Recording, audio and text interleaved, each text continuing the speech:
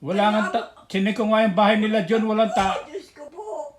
Chinik ko yung bahay nila John, walang tao.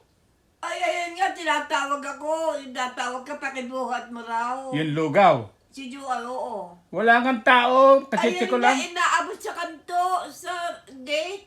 Oh, sige, ayaw nyo maniwala, chichikin ko. Kung ayaw ka, ako na. Ako na. Eh, pinipilit mo eh. Ala ay. Ay, sige, tignan nyo. Kayo, matigas ang ulo nyo, titignan nyo.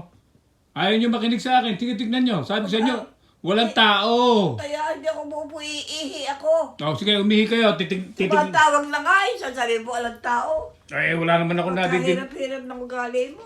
Wala naman ako nadidinig. Eh. Oh, Joan, nasan daw yung lugaw? Oh, wala. O, Joel, sumagot ka. Oh, alam, sumasagot to. Andoon daw sa bakod. Nako. Manang-mana tuloy kayo sa mga anak nyo. Nasa bakod daw, si Debbie Ilaw, kuhanin mo. Wala nga tao sa Nasa bakod daw, Joel, magsalita ka nga. wala nga tao sa bahay nila eh. Magsalita ka, Joel.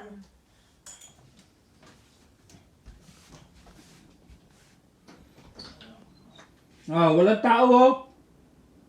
Oh, Joan, nandiyan ka ba? Oh, wala. Oh, walang tao sa bahay nila, Nay. Walang tao sa bahay nila. Eh, nasa ka ba, Joel? Andiyan sa bakod? Saan bakod?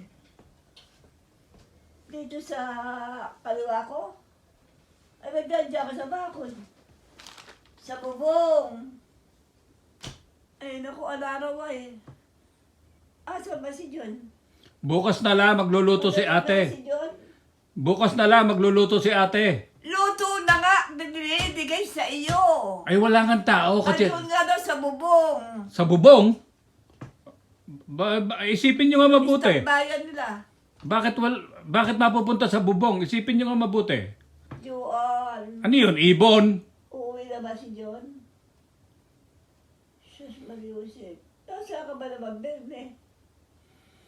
Eh, malang umuwi ka.